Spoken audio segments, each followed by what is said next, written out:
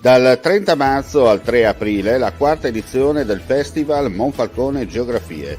5 giorni e una notte con incontri, lezioni, passeggiate e tante iniziative per comunicare il valore della geografia, per indagare luoghi di oggi e luoghi della storia, paesaggi fisici e dell'anima.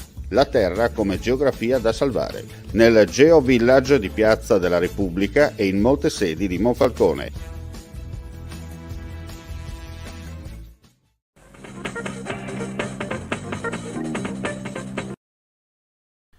Dopo settimane di appostamenti e pedinamenti, sabato pomeriggio il blitz che ha permesso alla Guardia di Finanza di intercettare e sequestrare tra Cervignano e Bagnari Arsa quasi un quintale di droga, tutta cocaina, e di arrestare 2 delle 3 persone che la stavano trasportando a bordo di un furgone fermati nella campagna di Bagnaria all'interno della boscaglia di un vecchio capanno dove gli occhi indiscreti non facevano da capolino.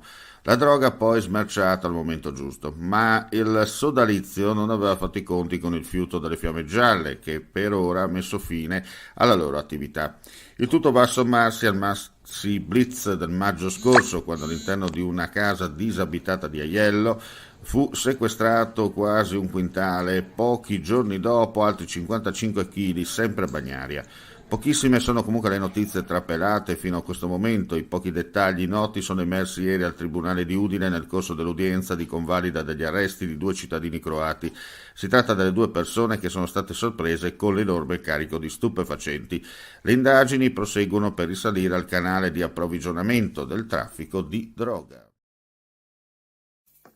Vuoi assaggiare una birra dove al suo interno scopri la specialità tipica friulana? Lumi Beer, il prodotto ricavato in 20 ettari di terreno coltivato orzodistico, biodiversità, performance ambientale.